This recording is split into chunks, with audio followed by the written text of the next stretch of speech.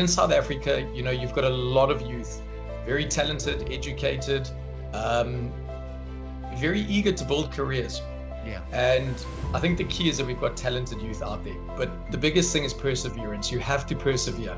You've got to keep going, and you have to make a name for yourself. The biggest thing I think in South Africa is building a good reputation and building relationships with people around you, because people refer people. And that's what it takes in this industry, I believe, to really make it in South Africa. And I think the most difficult and challenging thing is that people want to earn money. They don't only want to survive, they want to live. And very often people chase money, and we find it with the youth. And very talented and good people make wrong decisions, and it's very much focused around money. Mm-hmm. The difference with the way we approach youth with disabilities and programs compared to others, I believe, is that we have a division that is headed up by a young lady who lives, eats, sleeps, and breathes her disabilities on a daily basis. You can have talent, you can be educated. Back in the day, if you had a matric, it was a competitive advantage. No longer. It is no longer a competitive advantage. And again, I don't think that education is necessarily the answer. I think that if you have the X factor and there is something that you can do that others can't, or something that makes you different and stand out, irrespective of your level of education, you will go far. I firmly believe that. So it comes down to your innate character and your ability, but you have to go far beyond just talent to make it in this country. The Groundbreakers, Mondays to Thursdays, 7 to 9 p.m. on TUT FM. We come back from a quick break, and this is Plug a Graduate. We do have our guest already looking ready for the conversation, smiling around it as well. I'll give you a sense of who we are talking to tonight and what the conversation is going to be centered around. And let me remind you that part of what TUT is doing here is to try and bring the creme de la creme, the top of the tree, if you like, to help you navigate and understand the market in which you may have a passion, whether that's traveling, whether that's finance. We try and get those people on the line to us. And the man we have here today is very decorated. I'll tell you, he's the CEO of Talent Development Institute. He'll give us a sense of what that is. And obviously, we'll talk about some of the opportunities that they do have. We'll talk about, in fact, what we are discussing today is understanding what it takes to succeed in South Africa, with the focus, of course, on the short-term pain, the long-term gain. Makes for very, very interesting conversation. The man joining us on the line is Dean Hewitt.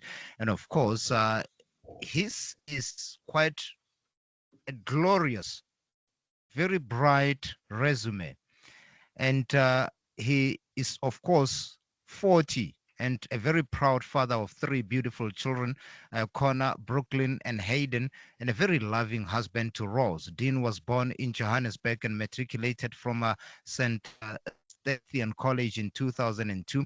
Following this, he went to Canada and the UK on a gap year and then returned to South Africa, where he pursued his Bachelor of Social Science degree and then completed his honors in brand management and leadership from Vega.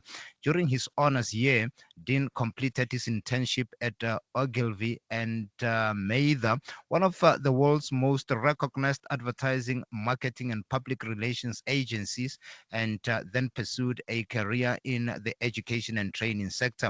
Dean is an avid soccer player and a Leeds United fan, and enjoys spending time outdoors, preferably fly fishing. That's quite an interesting hobby, Dean. I'll have to tell you, he's coming in a moment. I'll have to tell you, but it also the CEO of Talent Development Institute, and I train leaders in skill development and training sector.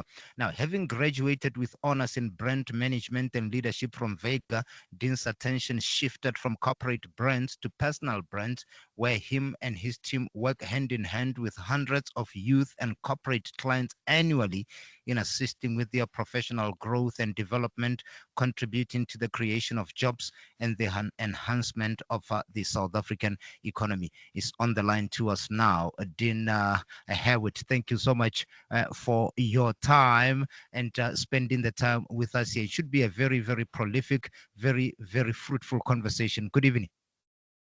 Evening, Obakeng. Thank you very much for having me tonight. Really appreciate it. Looking forward to what we're going to chat about. Sure.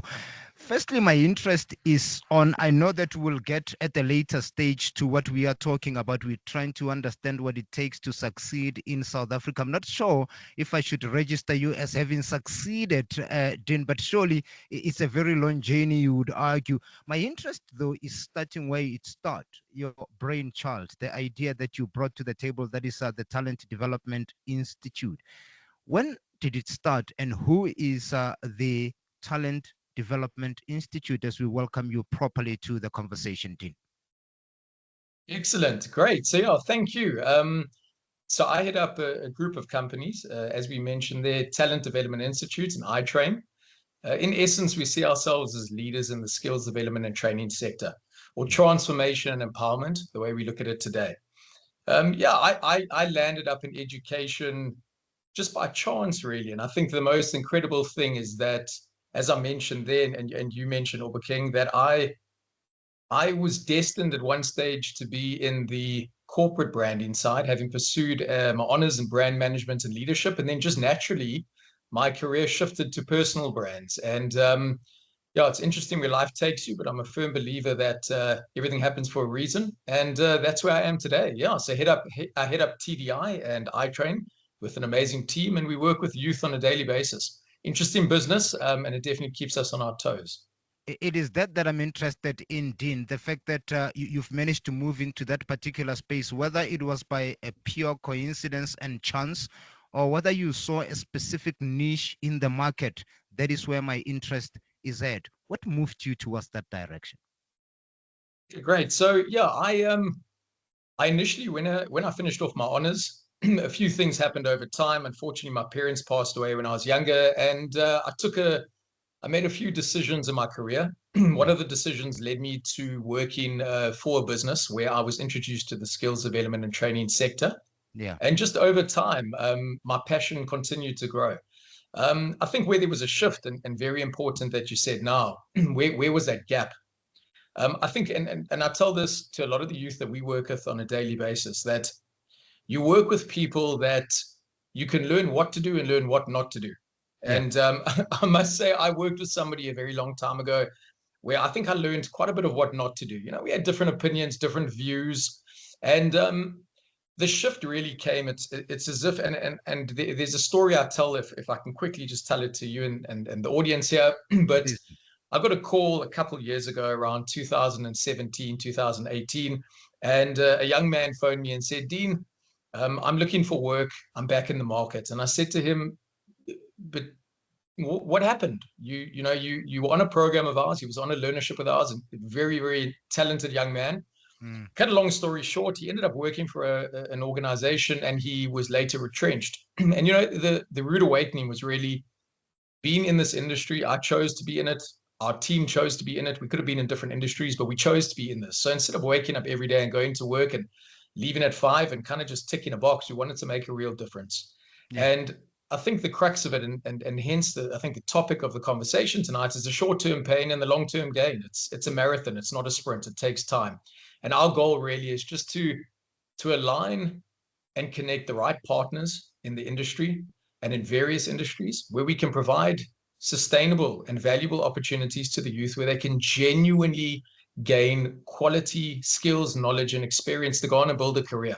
Because we live in a very challenging economy and country, and there are a lot of programs out there, but you've got to make it count. And I think that's what we try to do differently.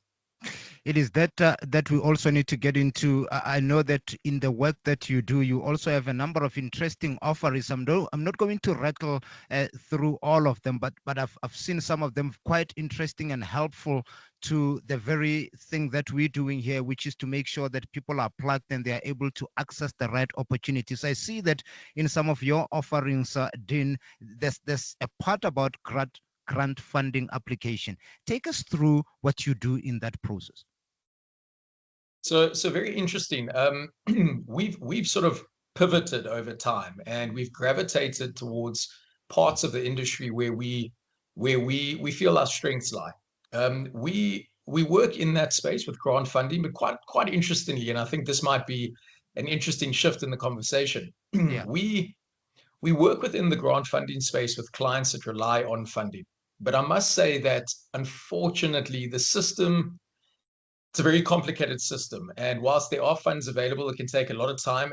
And unfortunately, time waits for no one. So whilst companies and organizations can wait for funding, it can have a significantly devastating effect on opportunities for the youth. So we do work within the space when it comes to clients and receiving funding from various entities and bodies like CETAs and so on.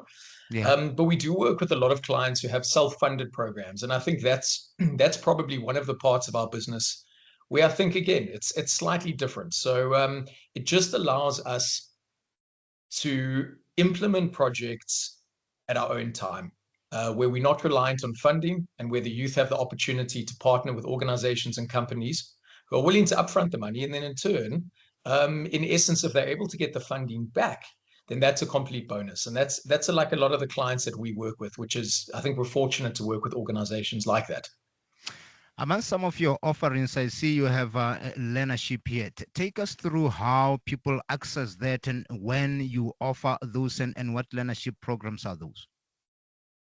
Great. So yeah, learnerships is one of the key platforms that we operate on when it comes to empowering the youth of South Africa. Yeah. Learnerships is a word that's been thrown around for many years. I think in the late 1990s, starting off in the contact center space, learnerships started off, and I think there was something special about them. Again, looking at a gap in the market, the reality is that there are a lot of learnerships that are available out there. And when we have inductions and we welcome a lot of youth onto our programs, unfortunately, it's sad in the sense, it's sad, but yet it's also good to see that a lot of the youth are educated, but a lot of the youth also have they've obtained qualifications that are fairly easy to come by. When I say that, it doesn't give you a competitive edge in the market. Mm-hmm. We run learnerships where, we do have off-the-shelf qualifications and offerings, but we try to do it slightly differently as well. So we create very niche programs where the qualification may be a general qualification, but the work experience and the additional offering and support behind the scenes, I think that's what really truly makes a difference. And again, that comes down to the mentorship and coaching. So learnerships are available. We have two options. So, well, actually, we've got quite a few options, I would say, in getting in touch with us. Mm-hmm. We are inundated with applications on a daily basis. And I think, although that's also something that's quite interesting when you look at social media platforms available today. Yeah. We started off the business many years ago, looking at Facebook and other social media platforms, but the shortage isn't in finding youth who are looking for opportunities.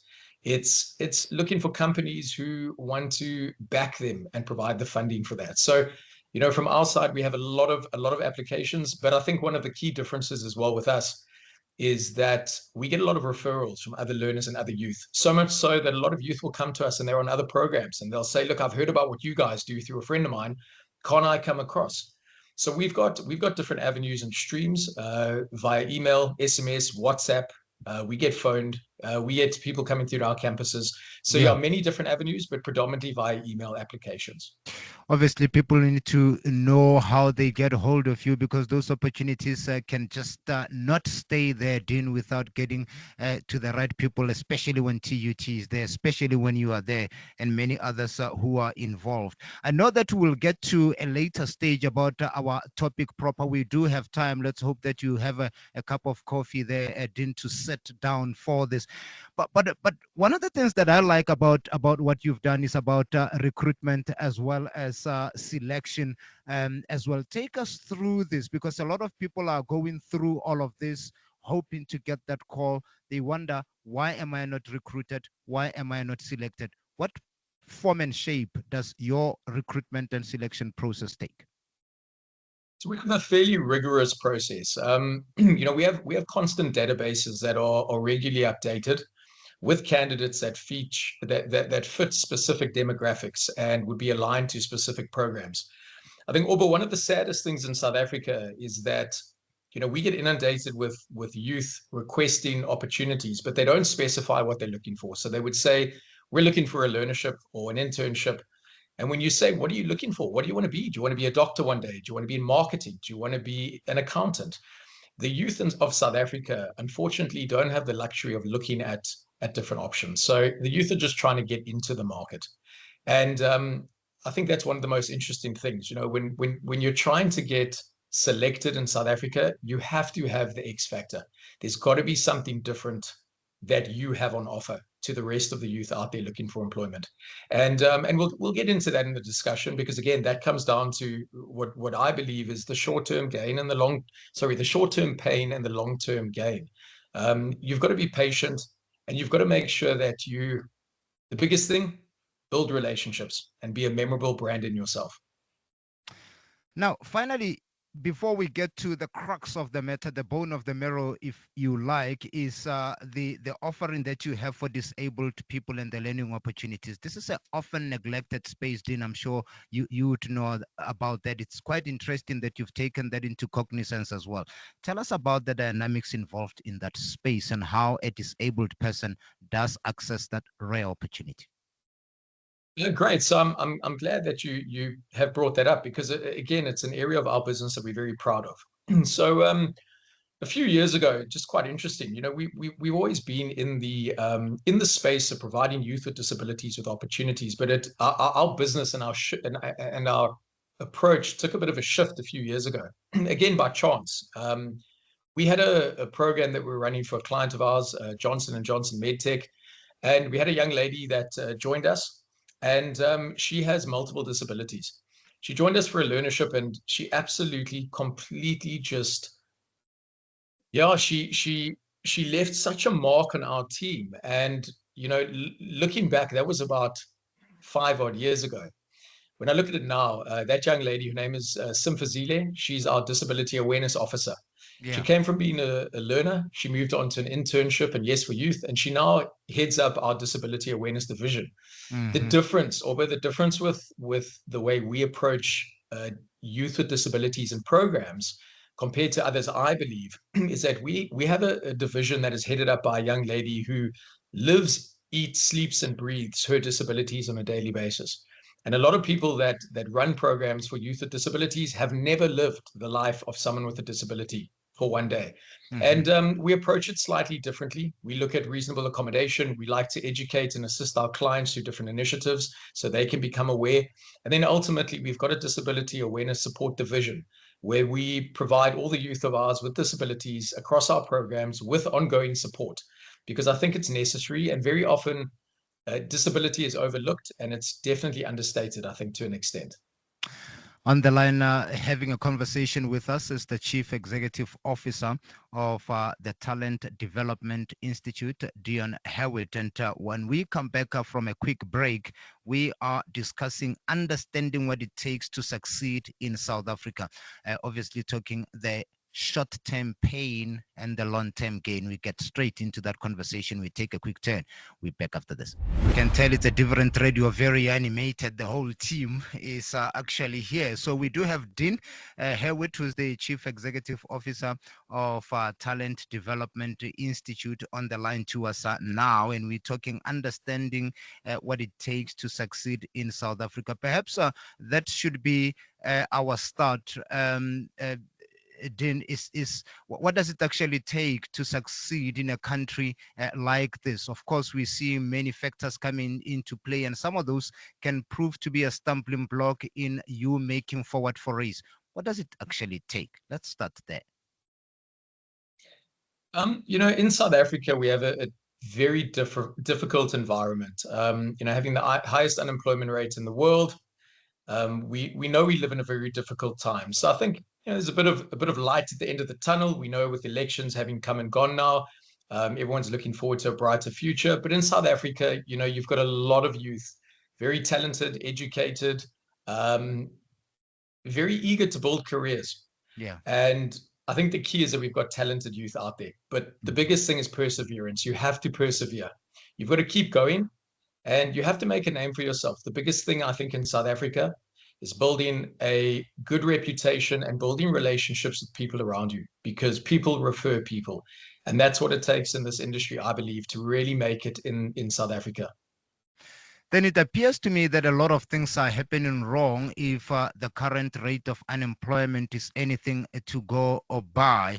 Let's get to the mistake often committed by most South Africans, me included here, Dean, that would probably preclude you from making those forward forays. What mistakes are we making here that could be inimical to our success, if I may? I think that in South Africa, when you look specifically at the youth, and I think this goes for everyone, but particularly at the youth, we've got the cost of everything. The cost of living is rising on a daily basis, and I think the most difficult and challenging thing is that people want to earn money. They don't only want to survive, they want to live, and very often people chase money. And we find it with the youth, and very talented and good people make wrong decisions, and it's very much focused around. And I think that's the key, really. It's the short-term pain and the long-term gain. It might be a solution now, but long-term, you've got to maintain your integrity and credibility. And in South Africa, you've got to be careful not to make the wrong move, because if you do, it can come back to haunt you. But if you make the right move, I'm very confident you'll go places. Very confident. And we're talking within the context of, like you said, then people who have graduated who nonetheless cannot get a job. It might be very, very crushing and soul destroying, I would argue, for somebody who perhaps might want to get into that space, seeing no proper examples coming through. What do I do to further improve my chance? Because it appears to me that a different approach is needed here. Yeah, I think that we all know that there are general avenues that you can explore nowadays, and you can send your application through for different opportunities. But I think, again, one of the biggest things that we find is building a reputation and being remembered. Whether it be at school, at university, whether it be meeting somebody at the shops, whether it be meeting somebody waiting for a taxi, whatever it may be remembered, because very often people refer people, and I think that's the big thing. Build relationships. You can build a relationship for 10 years and nothing ever comes of it. And all of a sudden something does. And you get a phone call and someone says, hey, remember me?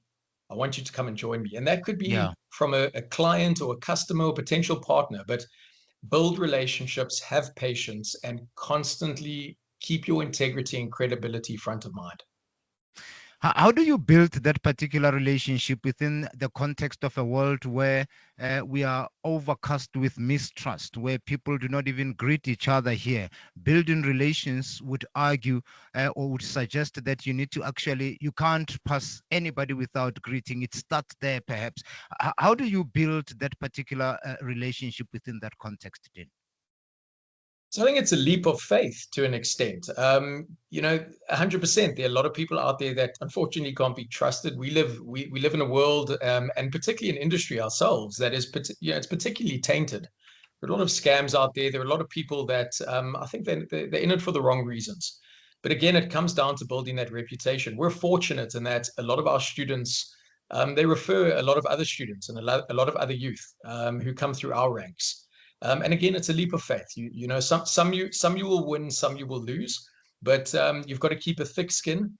And again, I think that relationship with people, and although that actually hinges on what you've just asked. The one time you want to know if something is safe to do, ask someone who's done it. And if they can vouch for it, then you know that it's legit. And once again, that's building that credibility. What are the skill sets necessary? Because it would appear to me that how we related with people in the yesteryears is not necessarily how it is going to go on in that fashion going forward. Any skill sets necessary in navigating the space, especially from a human relation perspective? I think that the number one skill is probably emotional intelligence. You've got to read your audience. You've got to know what to say, when to say it. We always joke around, and you say to people, did you ever have that boss or that client where you would laugh at a joke that wasn't funny? But the reality is you've got to do that. You've got to read your audience, and you've got to always look at the bigger picture. And I think that is something that does lack. People don't look past the obvious, and they act within a bubble. But you've got to read your audience. You've got to change your focus and adjust the way you're going to approach the market. And if you do that and you build a rapport, at the end of the day, somebody has to pick you. And if you can build a rapport with them and something resonates with them, you're going to be remembered and you're going to be selected. You work with talent, and your job is to actually develop that, which is proof that talent is never enough. What qualities are you looking at in an individual? Or let me put it this way, let me paraphrase this. What qualities helps an individual survive under the uncertain and very precarious circumstances under which we lived in? So, very interesting question. And I think just looking at COVID, for example, no one is protected, right? So, anything can happen at any moment in time. And I think that's why we also see a lot of youth who have got side hustles, as we call it. Yeah. And people look at multiple income streams. But I think ultimately, again, it's a leap of faith. You're in a race with everybody else, and you've got to persevere. You've got to keep going. But again, and I think when you look at certain skills or things that are worthwhile having, we often tell the youth that we work with, budget, manage your personal finances, manage things for a rainy day. Again, easier said than done in many instances, but you've got to always plan for the worst and hope for the best. And that's really the approach that we've often got and we take. We are joined on the line by the CEO of, the Talent Development Institute. That's Dean Hewitt joining us on the line. All right, welcome back from a quick break. We are at that point where I have to appreciate all the questions that are coming in. It looks like there are a number of questions coming your direction, Dean. Let's hope you are ready for that. A question from Lesego Malete, who is from Block B, who's asking, how does one develop commitment to something they love, even though it is not paying much? Dean? Excellent question. We have, at our business, again, we've taken things slightly differently, and we've tailored our approach. So a very good example of that is social workers. We've got really talented and passionate social workers in the country, and they love the work they do, but they can't find employment. Yeah. I think if you're passionate about something that you want to do, you're going to have to sacrifice. And ultimately, I think at the end of the day, your passion has to outweigh the money you can make. Sure. I think ultimately, again, if you're looking at the likes of being in the education and training space, potentially in some medical positions, nurses, social workers, you may not be earning the money that corporates are, but ultimately you've got to have a passion to wake up every single day and do what you do. And again, I think that speaks about the team that we've got at TDI. We wake up every single day. It's hard working with people, but you've got to have a passion for it. So my advice there is persevere, because things happen for a reason. And if you love what you do, I really truly believe that it will work out in the end, and you'll end up where you want to be. But if you are passionate about something that impacts lives, that's a whole nother discussion for another day, because we could go on forever about that. There you go. Let's hope that you are answered, Lesego Malete from Block B. Now, there's another question here, Dean, from Donald Malete, who's from the Pretoria CBD, who's asking, who qualifies for the learnership in your company? Right. So in essence, when you look at learnerships, there are different types of learnerships with different requirements. But the basic requirements for learnerships in South Africa are that you have to be classified as youth, which is 18 to 35. That is step one. Generally, you'd have to be a South African citizen, and that's for companies who invest in the youth to obtain their BE recognition. All right. And then again, one of the requirements is that you would need to be classified as Black, which is African, colored, or Indian. So those are the basic criteria. And I think it's a very good question from Donald, but again, it goes back to my point of how do you apply, or how do you get into a learnership? And that's, again, the scary thing, because people don't have any specific direction. A lot of learnerships are out there. If you meet the criteria I just said, you can apply for them. And again, then your level of education is important. So if it's an NQF level 2, 3, 4, 5, 6, and so on, that is based on your pre qualification to get into that learnership program. And maybe just to add on that particular question, you've mentioned that where issues of unemployment are concerned, it is not necessarily about the youth, though there is a more pronounced problem in that particular space.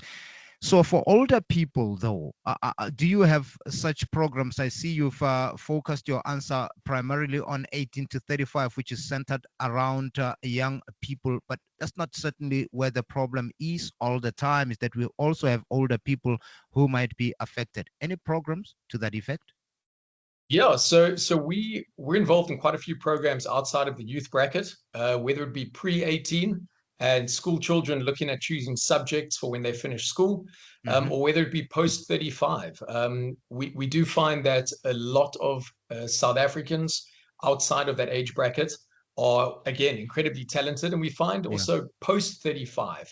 A lot of eager people out there, and we do a lot of programs, very much community-led programs with clients of ours, and we look at sustainable development. So whether it be that we go into townships and we work on the growth of smallhold farms, we look at sowing projects. So we get involved with people from all different ages. But for us, the core has really been the youth. But yes, we do have many programs outside of that. Sibusiso Mabuza from Mamelodi is asking, do your learnership programs pay, and is there a chance of him becoming a permanent worker there? Excellent. Another great question. So yes, although you mentioned earlier, I did my internship at Ogilvy and Mather many years ago. I was so lucky to get in there, and I was so fortunate and excited. We weren't paid when I did my internship. And I think the beauty and one of the real benefits nowadays is that when you look at internships and learnerships, generally you are paid. So yes, we have stipends that will vary anywhere from sort of your minimum wage rate. So let's work on about 4,000 Rand upwards. And very interestingly, you wouldn't think this, but we have learnerships where some of our learners are earning up to 30,000 Rand on a learnership. And the reason for that is that they're on a higher qualification, or they're incredibly talented. Companies want to empower the youth, and they have budget for that. So yeah, and the second question with regards to permanent employment, again, very good question. No, permanent employment is never guaranteed. So organizations might promise you that, or they might promise their clients that, but the reality is no, it's never guaranteed. What I can tell you is we know that we have certain projects where the absorption rate, being permanent employment, is significantly higher than others. So we do have projects like that. But a very interesting thing which we can chat about shortly is if you can't find capacity that doesn't exist, create capacity. And that leads onto our entrepreneurial program. So we work with a lot of youth who are young aspiring entrepreneurs, and they create their own employment. So quite a few different answers and ways to look at it there. Sure. But yeah, never guaranteed permanent employment, but definitely opportunities. I've also seen that you factored in issues around coaching and mentoring, which often comes out often than not. How important is this? Just to squeeze it in, we are often told you need to have a coach, you need to have a mentor. Seem to be words that are loosely thrown around without perhaps the importance being understood. How important is this, Dean? It's absolutely vital. If you have a mentor and somebody that you can talk to, you can ask for advice and guidance, somebody who shows you the ropes, it's an absolute game changer. And again, that leads to looking past the obvious and the hard skills, looking more along the lines of soft skills, people skills. But it's absolutely vital. But if you don't have a mentor and a coach, somebody who can guide you when you need it, you very easily could make stupid mistakes that could just end up leading you somewhere where you don't want to be. So if you have a mentor and a coach and somebody that's going to guide you, you already have 1 foot in the door, I believe. Am I better off with a coach or a mentor or both? My understanding from the people who have spoken at quite some tedious length about this is that surely there are different roles involved here in terms of coaching and mentoring. Am I better off with one? And which is a better option, or both here, Dean?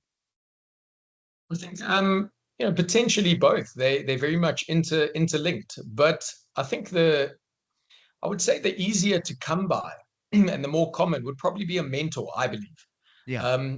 You can't necessarily have a coach, and when you think about a coach, there are a lot of things that go with that. But having a mentor can indirectly be a coach.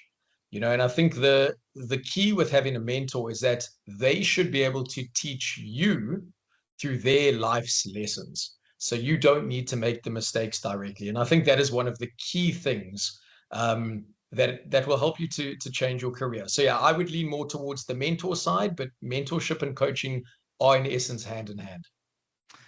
Cyril from Block H here is asking, is it going to add more weight if I have a letter of recommendation from a lecturer? From a lecturer? Yeah, that's the question. Yes. So again, when you're looking at references, and this goes back to the point that I made of building relationships, building credibility, building integrity, build a network of people who can vouch for you.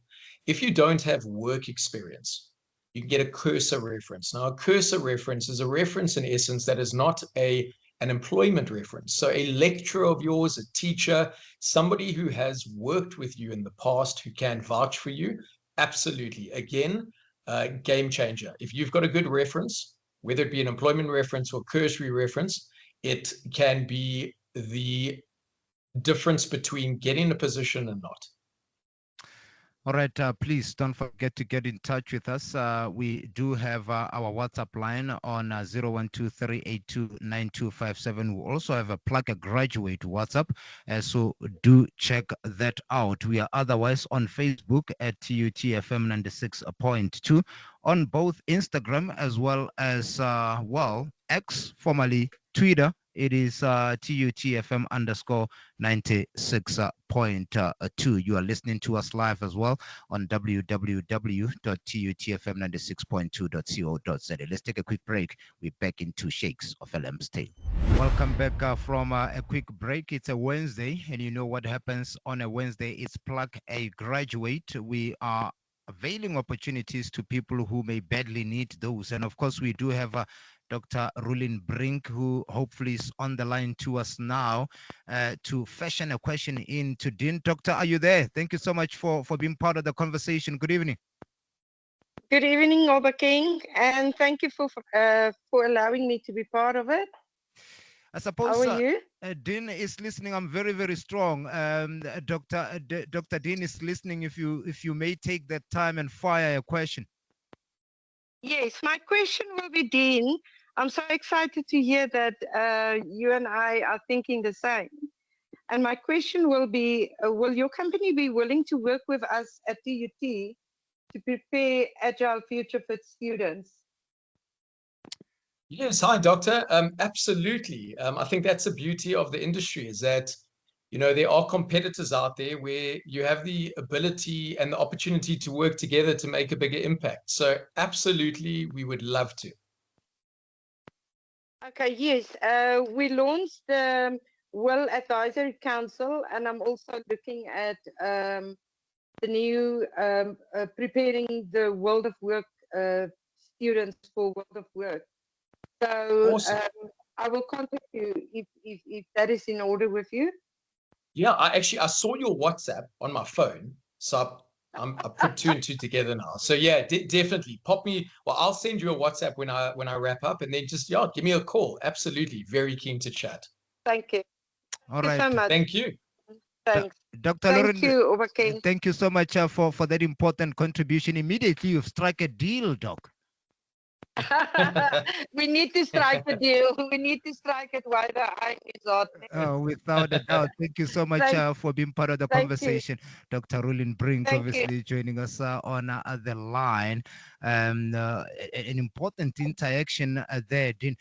Very, very important interaction, Dean. I suppose immediately there is something to work on in terms of trying to bring an end to what is the crippling unemployment, really. That call from Dr. Rulin Brink certainly set you immediately into motion.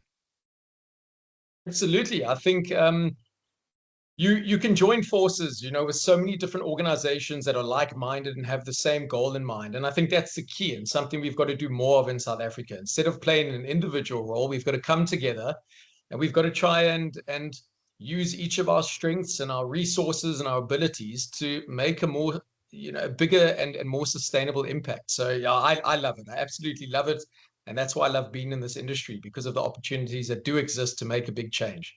I get a sense I have to remind you to respond to Dr. Roland Brink's WhatsApp, Dean, before you do forget.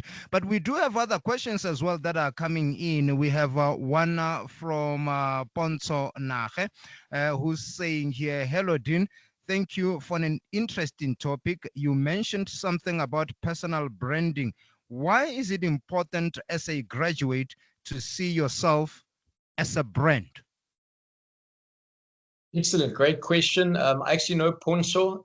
We worked together and we still work together.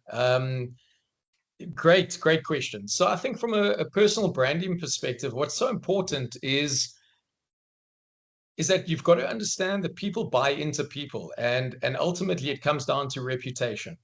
If you think about every single thing you do in this world, ultimately someone has to make a decision. And people buy into brands. That's what they do. And you have to have a credible brand and one that people can trust and vouch for, because those are the people who are going to stand out from the rest. And again, I think that's where it comes down to realizing it's a marathon. It's not a sprint. It takes time. But if you can build a credible brand and you can work on people resonating with you and recognizing you for who you are, then you'll get all the references in the world that you need.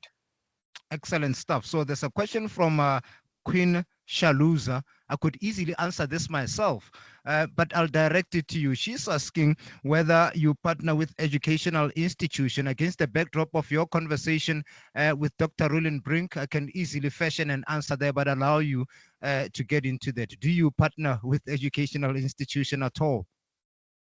Absolutely. I think you knew I was going to say that. We do indeed, yes. So again, I think all organizations in the education and training field, they have their various areas of strength and their areas in the market where they operate. We like to come together and work with other educational institutions where we can, again, create a bigger and more sustainable impact. So yes, we do. We work with a lot of other educational institutions. There's a follow-up question from Ponsonach, I suppose two of them, and one being, what are the key things that employers can do to support newly appointed graduate in the organization? I would say that it comes down again to the mentorship side, to be quite honest with you. I think that the youth need to be supported. They're very talented. Some of them are highly skilled, educated, but coming into the workplace, you have to practically learn what to do, and you can make a lot of mistakes whilst you go along. But again, that's where I think the importance comes down in having a mentor or / a manager. If you have a manager who's also a mentor, that's first prize. Yeah. But employers need to take a step back. They need to let the youth make mistakes, calculated risks and decisions. The way that we see it as well, it's only a mistake if you do it twice. Do it once, learn from it, and don't do it again. And I think ultimately employers need to assist the youth in guiding them and showing them the way that it needs to be done. You work with talent extensively, Dean. Gone are the times, right, when talent was enough to get you through. Many have survived on just talent alone. It would appear to me that gone are those times. You need more things as well to that talent if it was to work at all. Absolutely. So if you look overseas at many other countries around the world, unemployment rates are anywhere from 3 to 5%. And, you know, in countries like that, you can jump around and move from job to job. Very different in South Africa. You can have talent, you can be educated. Back in the day, if you had a matric, it was a competitive advantage. No longer. It is no longer a competitive advantage. And again, I don't think that education is necessarily the answer. I think that if you have the X factor and there is something that you can do that others can't, or something that makes you different and stand out, irrespective of your level of education, you will go far. I firmly believe that. So it comes down to your innate character and your ability, but you have to go far beyond just talent to make it in this country. Innate character and ability, it all boils down to that. Let's get now to Pontonages, and this would be the last question. She's saying you mentioned something about opportunities for the youth with disability. People tend to think that disclosing disability puts them at a disadvantage in terms of employment. Why is it important to disclose disability when applying for opportunities? I think this is a phenomenal question, Dean. You'd agree with me. Yes, absolutely. And very interesting in that I must say that to a large degree, I disagree with that thought, in the sense that, yes, very often people didn't want to disclose their disabilities. We find many youth applying for vacancies and programs and opportunities where they'll clearly state that they have a disability, and they're looking for a program focused on providing youth with disabilities with opportunities. And that's because the youth are now aware that opportunities, or should I say separate opportunities, exist for youth with disabilities. And again, it comes down to the BEE codes and the way that companies structure their transformation strategy. So yes, from that perspective, a lot of people have caught on to the fact that there are different opportunities. But just one other key thing that I'd like to mention there. Yeah. We do a lot of work with our corporate clients where we encourage their staff through workshops and initiatives to disclose their disability. So they work at organizations and companies, but they are too scared at times to disclose their disability. We've found that many organizations in today's day and age are promoting ability and disability. So in essence, people need to be comfortable in coming out. And a lot of the time, it allows people that work around them to understand why they might have certain limitations. But we definitely are seeing that the world is changing, things are shifting, and it's a more inclusive workforce and a more inclusive working environment in general. Before I let you go, of course, it is of a paramount importance then to understand how people will get a hold of you. But then again, it is also fascinating to understand, given your work with talent, as to what you consider to be talent development. In simple terms, what is talent development? Talent development is taking a rough diamond and really just polishing it up to get to where it possibly can be. I think that there are many rough diamonds out there. I think everyone does have talent, but it's really about molding that talent and shaping it over time to reach your full potential, because we do often see a lot of really good talent goes wasted, unfortunately. So we aim to develop talent across our group of companies, and we try and foresee where people can land up in the future. So moving forward, if anyone wants to get in touch with us, pop onto LinkedIn. From an email perspective, recruitment@talentdevelopment.co.za. Emails will come to our talent development team and our iTrain team. And then if you go onto our website, www.talentdevelopment.co.za and www.itrainingsa.co.za, you'll find the details there, and please do get in touch with us. Give us just the example of some of the talent development programs that you have in the offering, Dean. So we have a variety of programs. In general, they're split between your soft skills programs and your more extensive skills programs. And then we focus a lot on your longer term or longer duration programs, such as learnerships and internships. We always have programs on the go. I must say that I feel that internships and learnerships are definitely at the forefront at the moment. We always have programs that are running. We generally are fortunate in that we get support from clients who renew projects, and our relationships continue to grow. So we have several different opportunities available, whether it be ranging in the administration field, whether it be in the logistics field, in medical and healthcare, or whether it be somebody who's entrepreneurial and they want to discover their entrepreneurial flair. We've got a variety of different programs. And if anyone gets in touch with us, what we do say is send us your CV, and if you don't know where you should be, let us try and figure that out for you. Do you know what programs will be open for application anytime soon? We've got several different learnerships that are currently running and that will be running. Again, ranging from entrepreneurial to administration to various management-led programs. Quite a wide variety. I think I could be here for a while if I were to mention all of them. But we do have several programs. And again, what we try and do is we would try and look at somebody's CV and their capabilities. And instead of just putting them on a program for the short-term pain or the short-term gain, should I say, we try and look at it from a longer-term perspective. And we'll try and align you to what we feel will be the best opportunity for you long-term. What gives me an edge? I think it's a point you touched on, albeit fleetingly, but what gives me an edge in a very saturated market where getting an opportunity is few and far between? I could probably sum it up by saying credibility and integrity. I think that if you have credibility and you have integrity and you're an honest and transparent person, I think you'll go very far. I think you'll be recognized, and I think organizations will trust you. A lot of people jump around from job to job looking for the next best thing, or very often chasing money, unfortunately.